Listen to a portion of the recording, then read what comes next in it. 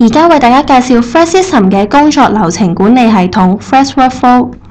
呢個係香港第一套微軟 .NET 平台上開發嘅工作流程管理系統，至今已經有10年嘅歷史。最初開發已經先後喺2002年同埋2003年得到微軟嘅最具創意獨立軟件供應商獎項。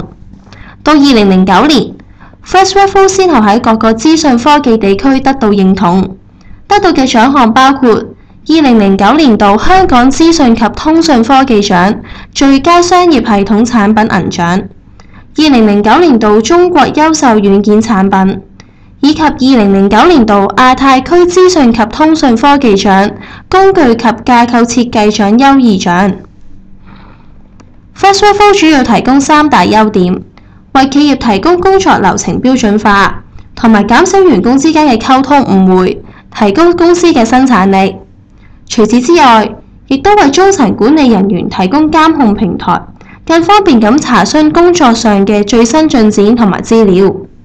最後，亦都可以為管理層作出對員工表現同埋服務水平等各個範疇嘅詳細分析，為企業決策上作出更多嘅數據支持。一般企業軟件大多數提供個別部門需要嘅數據管理，而工作流程管理系統就比較專注喺聯繫唔同嘅部門同埋唔同嘅系統，以求提供一個更加嘅溝通平台。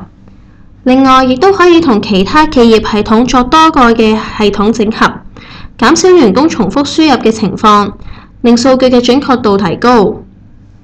不如我哋而家一齊睇下 Fred Workflow 嘅系統示範啦。當大家登入咗系統之後，收件夾會顯示我哋手頭上未完成嘅工作。點選其中一個工作項目，電子表單就會打開。呢個係一個採購申請表，我哋嚟試完成佢啊。部分嘅資料系統已經自動輸入好，個別嘅資料亦都通過系統整合，將其他系統嘅數據提供喺電子表單上俾我哋去選擇，咁就更加快捷準確啦。而家我哋嚟輸入採購項目嘅詳細資料先啦。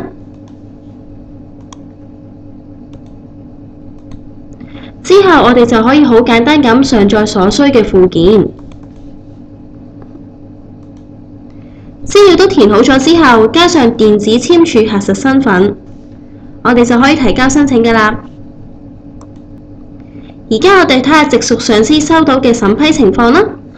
我哋已經收到一個新嘅採購審批申請啦。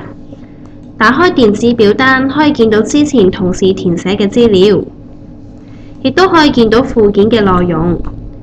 我哋可以喺附件上面加上備註，又或者圈低需要注意嘅地方。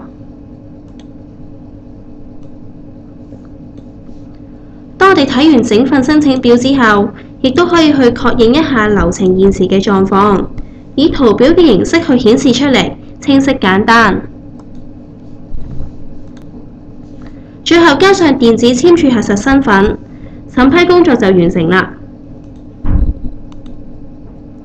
之後我哋可以去睇下 Fred Workflow 嘅流程監控工具 Fred Workflow Monitor。擁有監控權限嘅同事可以喺度直接查詢到個別工作流程嘅最新狀況。我哋除咗可以翻查電子表單，流程狀況亦都可以用圖表嘅形式顯示出嚟。如果有需要嘅話，更加可以深入咁睇返每個程序嘅時間同負責人嘅資料。最後，等我哋一齊嚟睇下 Fred Workflow 嘅流程設計工具 Fred Workflow Designer。我哋試下將剛才嘅採購流程做少少修改啊。假設我哋需要增加個審批程序，我哋只需要喺左邊將合適嘅活動圖像拉到去流程圖上面，再將佢哋連接起嚟，咁就成功咁增加咗一個審批程序啦。當中亦都有唔同嘅設定可以作出調整嘅，例如程序限期、系統電郵通知，另外仲有流程分派路線設定等等。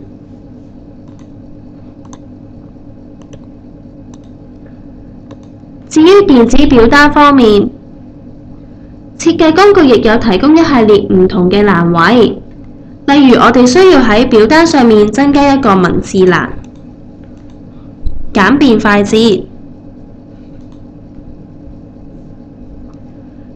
First Workflow 嘅示範到呢度完結，多謝閣下寶貴嘅時間，拜拜。